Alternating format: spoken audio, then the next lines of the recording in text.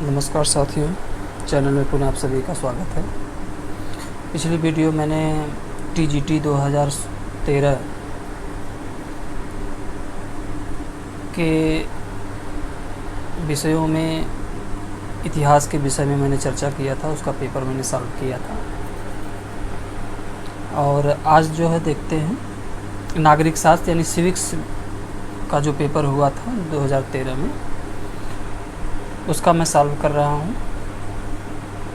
और जैसा कि पूर्व में भी मैंने बताया था कि टीजीटी सोशल साइंस से जिनका कॉम्बिनेशन इतिहास और सिविक्स से है, वे साथी अतिशीघ्र चैनल को सब्सक्राइब करें, शेयर करें, लाइक करें और कमेंट करना ना भूलें। साथ ही साथ बेल आइकन को भी दबा दें, क्योंकि जैसे ही मेरी नई वीडियो अपलोड होगी वैसे ही आप तक पहुंच जाएगी। तो देखते हैं कि नागरिक शास्त्र या सिविक्स में किस प्रकार से क्वेश्चन जो है 2013 में पूछे गए थे। ठीक है ना, देखते हैं। पहला प्रश्न पूछा है, संयुक्त राष्ट्र का कौन सा अंग 1994 से कार्यशील नहीं है ना। ये पूछ रहा है कि 1994 से कार्यशील नहीं है, संयुक्त राष्ट्र का कौन सा अंग पूछ रहा है ना। तो कौन सा अंग कार्यशील नहीं है? आर्थिक एवं सामाजिक परिषद। नहीं, ये तो कार्यशील है। सॉरी। संयुक्त राष्ट्र संघ का कौन सा अंग 1994 से कार्यशील नहीं है पूछ रहा है ना। नहीं है तो नहीं पूछ रहा है, तो इसमें क्या होगा? न्यास परिषद या न्यासी परिषद। जो न्यासी परिषद है ये संयुक्त राष्ट्र संघ के अंगों में शामिल नहीं है, तो न्यासी परिषद नहीं होगा। आर्थिक सामाजिक परिषद है, सचिवालय है, महासभा है, लेकिन न्यासी परिषद नहीं है। अगले प्रश्न की तरफ चलेंगे। दिया है, समाजवाद शब्द का प्रयोग सर्वप्रथम निम्नलिखित में से किसके द्वारा किया गया था? तो समाजवाद का शब्द सबसे पहले किसके द्वारा किया गया था? रॉबर्ट ओवन द्वारा किया गया था। ठीक है ना। अगला प्रश्न है, राष्ट्रपति के चुनाव में निम्न में से कौन भाग नहीं लेता? यानी कि राष्ट्रपति के निर्वाचन में कौन भाग नहीं लेते? तो विधान परिषद के निर्वाचित सदस्य भाग नहीं लेते। विधान परिषद देखिए पूछा है, ये क्वेश्चन बराबर कंपटीशन में आता है, बहुत ही इंपॉर्टेंट प्रश्न है। ये पूछता है तो नहीं करके ज़्यादा से संभावना रहती है आने का। तो राज्यसभा के निर्वाचित सदस्य भाग लेते हैं, लोकसभा के निर्वाचित सदस्य भाग लेते हैं, और राज्यों की विधानसभाओं के निर्वाचित सदस्य भाग लेते हैं। ठीक है। अगला प्रश्न है, भारतीय संविधान की दार्शनिक आधारभूमि है, यानी भारतीय संविधान की दार्शनिक आधारभूमि है। तो दार्शनिक आधारभूमि क्या है? दार्शनिक आधारभूमि ही प्रस्तावना, यानी प्रस्तावना को ही दार्शनिक आधारभूमि कहा जाता है। ठीक है ना। अगला प्रश्न है, भारतीय संविधान के किस अनुच्छेद में राष्ट्रपति का सूचना का अधिकार दिया गया है? तो राष्ट्रपति का सूचना का अधिकार जो मिला हुआ है अनुच्छेद 78 में, यानी कि राष्ट्रपति जो है प्रधानमंत्री से सूचना प्राप्त कर सकता है ना, कि जैसे भारत की शासन व्यवस्था कैसे चल रही है, तो राष्ट्रपति को प्रधानमंत्री से सूचना प्राप्त करने का अधिकार जो दिया गया है संविधान के अनुच्छेद 78 में, है ना। अगले प्रश्न की तरफ चलेंगे। दिया है, लाक का विश्वास था कि संप्रभु क्या है? यानी लाक का क्या विश्वास था कि संप्रभु, यानी लाक जो है संप्रभु को क्या कहता है? विद्यमान कानूनों से बंधा हुआ, है ना, यानी कानूनों से बंधा हुआ, ये क्या है? संप्रभु है। लाक का संप्रभु कैसा है? विद्यमान कानूनों से बंधा हुआ संप्रभु। अगला प्रश्न है, निम्नलिखित में से किस रीट का शाब्दिक अर्थ होता है हम आदेश देते हैं? तो हम आदेश देते हैं परमादेश, हम आदेश देते हैं परमादेश होगा, है ना। हाँ, तो मैंडमस जिसे कहा जाता है, मैंडमस रीट होती है। अगला है, संप्रभुता के एकात्ववादी सिद्धांत का प्रतिपादन निम्नलिखित में से किसके द्वारा किया गया था? एक तत्ववादी सिद्धांत जो है, संप्रभुता का एक तत्ववादी सिद्धांत किसने दिया था? आइंस्टीन ने दिया था, है ना। ये भी क्वेश्चन बराबर रिपीट करता है, इम्पॉर्टेंट प्रश्न है। अगला प्रश्न है, निम्नलिखित में से कौन प्राचीन भारतीय विचारकों द्वारा प्रतिपादित राज्य के सप्तांग सिद्धांत का अंग नहीं है? यानी कि जो सप्तांग सिद्धांत दिया था, तो सप्तांग सिद्धांत में किसको शामिल नहीं किया गया है ना। तो किसे शामिल नहीं किया गया? पुरोहित उसमें शामिल नहीं है ना। सप्तांग सिद्धांत में पुरोहित शामिल नहीं है। अगला प्रश्न है, निम्नलिखित में से कौन सा मार्क्सवाद से संबंधित नहीं है, यानी मार्क्सवाद से संबंधित नहीं है, तो क्या नहीं है, यद मात्यम है ना, यद मात्यम जो है ये क्या है, मार्क्सवाद से संबंधित नहीं है, तो यद मात्यम जो है मार्क्सवाद से संबंधित नहीं है। अगला है, निम्नलिखित में से, ये थोड़ा गूढ़ प्रश्न है, निम्नलिखित में से एक मुख्यमंत्री का राज्यपाल के प्रति कर्तव्य नहीं है, यानी कि मुख्यमंत्री का राज्यपाल के प्रति कर्तव्य नहीं माना जाता, क्या नहीं माना जाता, अपने दल की नीतियों के बारे में सूचना देना। जैसे मान लीजिए किसी दल का मुख्यमंत्री है तो उसकी दलगत नीति क्या है ना, तो उसकी सूचना वह राज्यपाल को नहीं दे सकता है। तो इस तरह की व्यवस्था, संवैधानिक व्यवस्था बनाई गई है। अगले प्रश्न की तरफ चलेंगे। अगला प्रश्न पूछा है, निम्नलिखित में से कौन सा राजनीतिक दल का आवश्यक तत्व नहीं है, तो राजनीतिक दल का आवश्यक तत्व नहीं माना है, तो क्या नहीं है, विदेशों द्वारा मान्यता, यानी कि विदेशों द्वारा मान्यता ये राजनीतिक दल की आवश्यक तत्व नहीं है। अगला प्रश्न है, गांधी जी की आत्मकथा का शीर्षक है, क्या है, तो सत्य के साथ मेरा प्रयोग, माई एक्सपेरिमेंट विथ ट्रूथ, है ना, सत्य के साथ मेरा प्रयोग क्या है, ये गांधी जी की आत्मकथा है, ठीक है ना। अगला प्रश्न है, राजनीतिक प्रतिनिधित्व सुनिश्चित किया जाता है, तो राजनीतिक प्रतिनिधित्व सुनिश्चित किया जाता है, तो किसके द्वारा सुनिश्चित किया जाता है राजनीतिक प्रतिनिधित्व, राजनीतिक दल के द्वारा, विधान पालिका के द्वारा और संविधान के द्वारा। राजनीतिक प्रतिनिधित्व जो सुनिश्चित होती है किसके द्वारा होती है, राजनीतिक दल द्वारा, विधान पालिका द्वारा और संविधान द्वारा। अगला है, ग्राम पंचायत अपने सभी कार्यों के लिए किसके प्रति उत्तरदायी होता है, यही पूछ रहा है। ग्राम सभा अपने सभी कार्यों के लिए ग्राम सभा के प्रति उत्तरदायी होती है ना। तो इस प्रकार के प्रश्न जो है ये पंचायती राज व्यवस्था से भी प्रश्न जो है दिया है। अगला प्रश्न है, यह कौन निश्चित करता है कि कोई विधेयक वित्त विधेयक है अथवा नहीं, यह कौन निश्चित करता है कि कोई विधेयक वित्त विधेयक है कि नहीं, तो कौन निश्चित करता है, लोकसभा का स्पीकर यही प्रमाणित करता है कि कोई विधेयक धन विधेयक है या नहीं, ठीक है ना। अगला प्रश्न है, तो लोकसभा का स्पीकर मतलब अध्यक्ष। अगला प्रश्न है, किसने कहा कि राष्ट्र दैविक आदर्श की अभिव्यक्ति एवं उसका रहस्योद्घाटन है, ये कह रहा है किसने कहा है कि राष्ट्र दैविक आदर्श की अभिव्यक्ति एवं उसका रहस्योद्घाटन है, तो किसने कहा था, अरबिंदो, यानी अरविंद घोष ने कहा था ये बातें, ठीक है ना। अगला प्रश्न है, किसको भारत में अशांति का अग्रदूत कहा जाता है, तो अशांति का अग्रदूत किसे कहा जाता है, बाल गंगाधर तिलक को अशांति का अग्रदूत कहा जाता है। अगला प्रश्न है, उदारवाद का मूल तत्व है, यानी उदारवाद का मूल तत्व क्या है, वैयक्तिक स्वतंत्रता। उदारवाद का मूल तत्व क्या है, वैयक्तिक स्वतंत्रता। अगला है, वर्तमान में लोकसभा की बैठक के लिए क्या गणपूर्ति है, यानी लोकसभा की बैठक के लिए गणपूर्ति कह रहा है, तो लोकसभा की बैठक के लिए गणपूर्ति 55 सदस्य गण, यही जो है लोकसभा की सदस्यों की गणपूर्ति है। राज्यसभा के सदस्यों की गणपूर्ति 1/10 सदस्य, इस तरह से। निम्नलिखित में से किस अधिकार का वर्णन डॉक्टर अंबेडकर ने संविधान के हृदय एवं आत्मा के रूप में किया है, तो किसका वर्णन किया है, संवैधानिक उपचारों के अधिकार का वर्णन किया है। अगला प्रश्न है, संप्रभुता एक विशिष्टता है, संप्रभुता एक विशेषता है, तो किसका विशेषता है, राज्य की, है ना। संप्रभुता एक किसकी विशेषता है, राज्य की। अगला प्रश्न है, संविधान के कौन से अनुच्छेद में यह प्रावधान है कि राज्य नीति के निर्देशक तत्वों को न्यायालय में नहीं ले जा सकता, तो नहीं ले जा सकता, अनुच्छेद 37। संविधान पूछ रहा है कि राज्य के नीति निर्देशक तत्वों को न्यायालय में नहीं ले जा सकता, तो अनुच्छेद 37 इसका वर्णन करता है ना। तो कि जो विषय राज्य के नीति निर्देशक तत्व में शामिल हैं उन विषय को न्यायपालिका में नहीं ले जाया जा सकता, ये कौन कहता है, अनुच्छेद 37 कहता है। अगला, एक राज्य जो अपने नागरिकों को अधिकतम सामाजिक सुविधाएं प्रदान करे कहलाता है, क्या कहलाता है, क्या कहलाता है, कल्याणकारी राज्य। अधिकतम व्यक्तियों की अधिकतम सुख की चाह करता है, यानी कि एक राज्य जो अपने नागरिकों की अधिकतम सामाजिक सुविधाएं प्रदान करे क्या कहलाता है? कल्याणकारी राज्य कहलाता है। अगले प्रश्न की तरफ चलेंगे। अगला प्रश्न है, लोक संप्रभुता के दर्शन को सर्वप्रथम किसने प्रतिपादित किया था?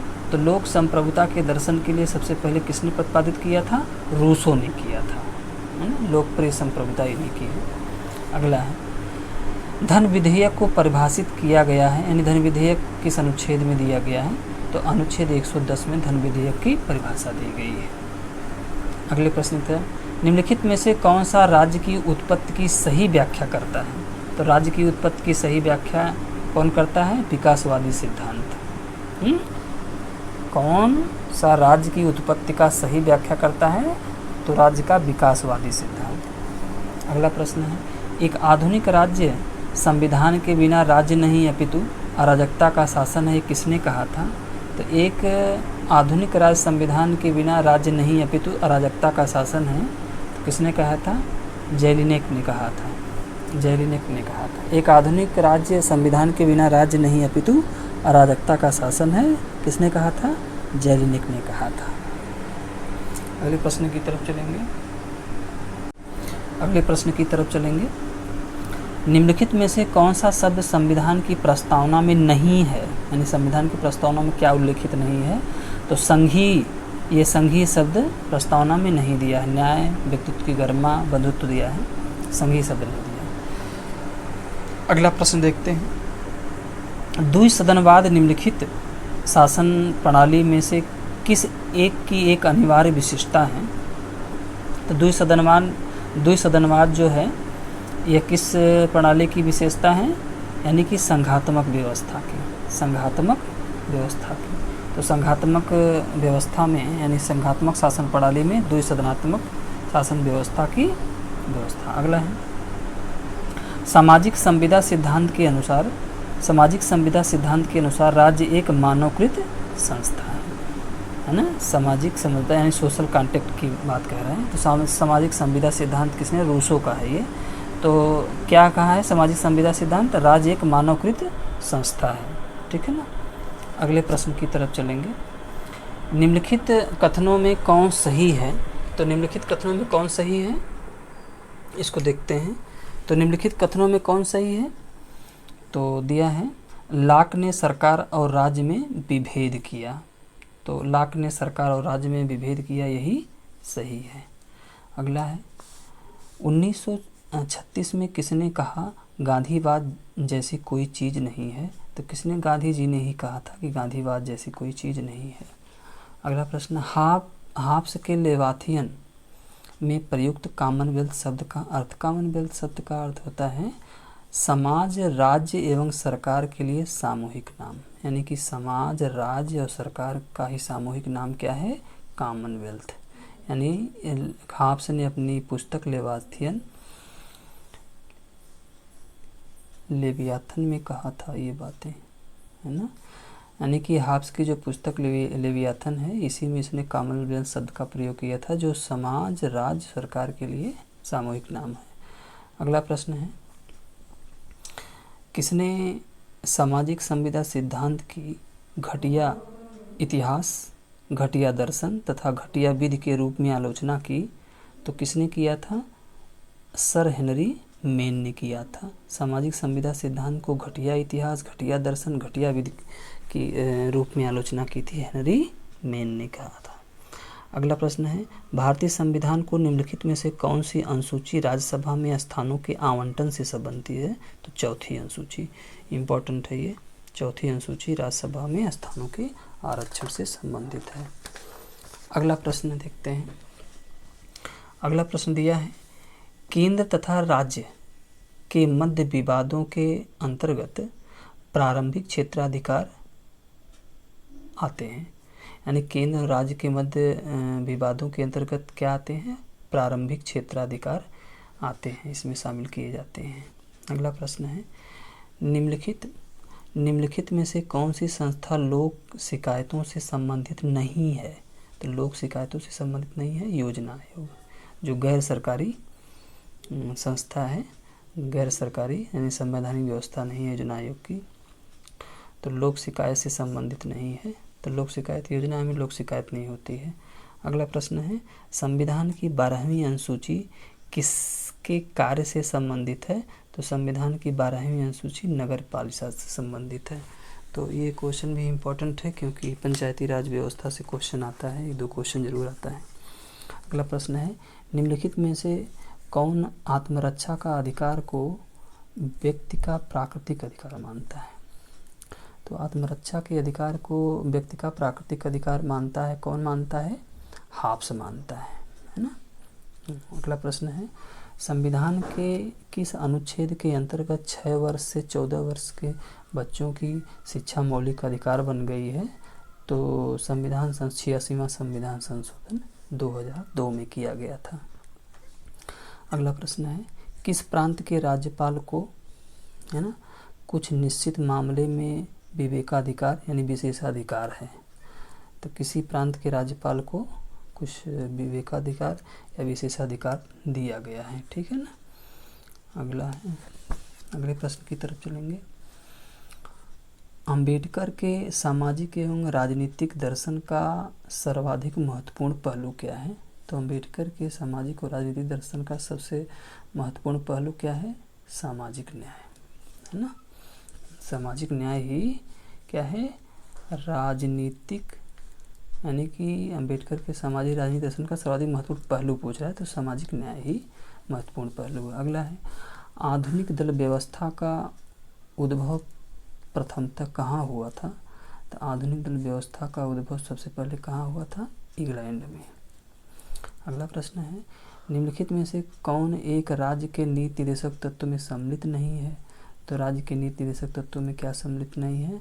धर्म को अबाध रूप से मानने, आचरण करने, प्रचार करने की स्वतंत्रता जो है ये किसमें दिया है? राज्य के नीति निर्देशक तत्व में नहीं दिया है, ये मौलिक अधिकार में दिया है। अगला प्रश्न है, निम्नलिखित में से किस मुकदमे में भारत के सर्वोच्च न्यायालय ने संविधान का मूल ढांचा सिद्धांत प्रतिपादित किया था? तो बहुत लोग महत्व का मामला रहा है केशवानंद भारती बनाम केरल राज्य में। संविधान का मूल ढांचा सिद्धांत प्रतिपादित किया था। इस तरह से प्रश्न जो है इससे पूछता रहता है, तो देखेंगे।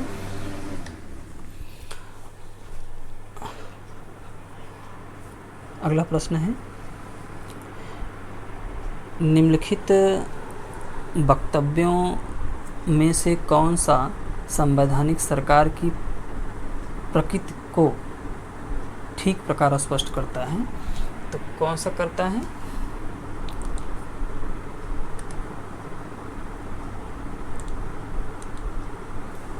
ये कह रहे हैं कि निम्नलिखित वक्तव्यों में से कौन सा संवैधानिक सरकार की प्रकृति को ठीक प्रकार स्पष्ट करता है? तो क्या करता है? सीमित शासन, सही बात है।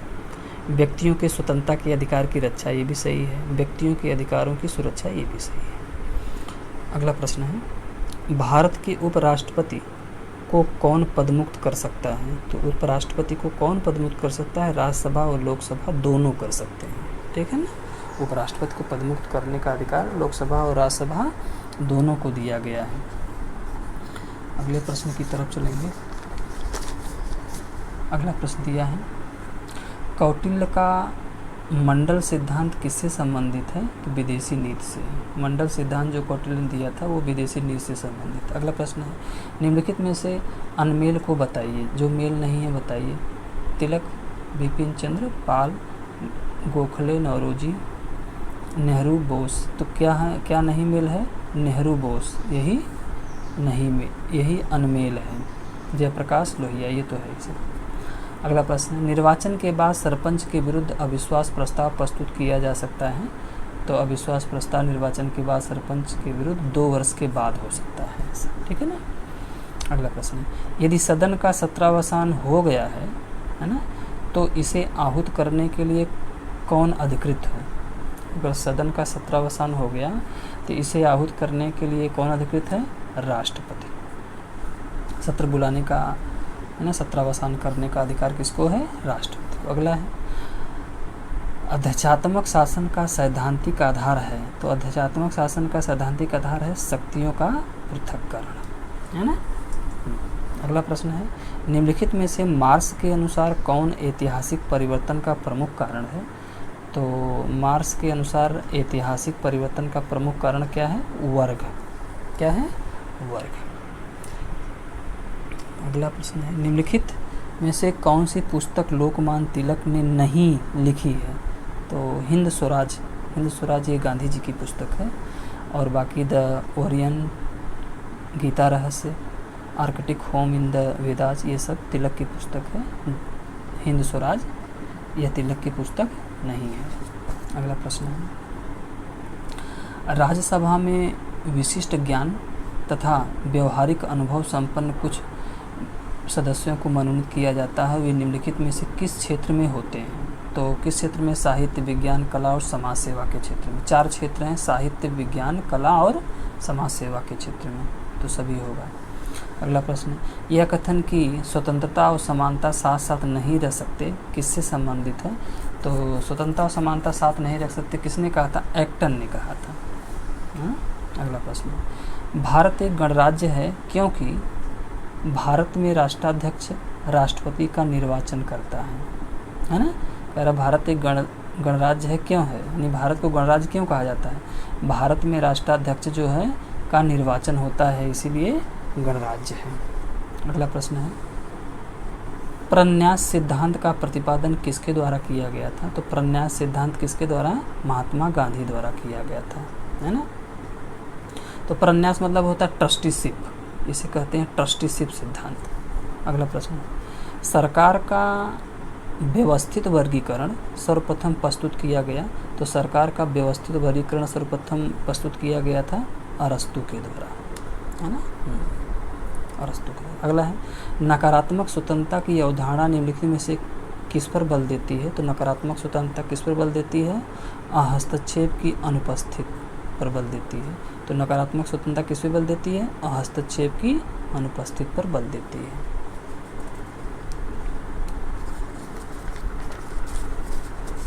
अगला प्रश्न है, किस संवैधानिक संशोधन द्वारा मंत्रियों की संख्या लोकसभा की कुल संख्या की 15% निश्चित की गई है? यानी ये दलबदल विरोधी कानून की बात कह रहा है। तो दलबदल जो विरोधी कानून है यानी कि 15% निश्चित की गई है, तो यह है 91वां संविधान संशोधन द्वारा। 91वां संविधान संशोधन दलबदल विरोधी कानून से ही संबंधित है। तो यह संवैधानिक संशोधन जो है मंत्रियों की संख्या लोकसभा की कुल संख्या का 15% निश्चित की गई है। तो इस प्रकार से तो मुझे विश्वास होगा कि वीडियो आपको अच्छी लगी होगी, है ना? यदि अच्छी लगी होगी तो सब्सक्राइब करना ना भूलिएगा, शेयर करिए, लाइक करिए, कमेंट करिए। कोई त्रुटि होगी तो बेशक उसे दूर किया जाएगा। साथ ही साथ बेल आइकन को भी दबाना ना भूलें। बहुत बहुत शुभकामनाएं, बहुत बहुत धन्यवाद।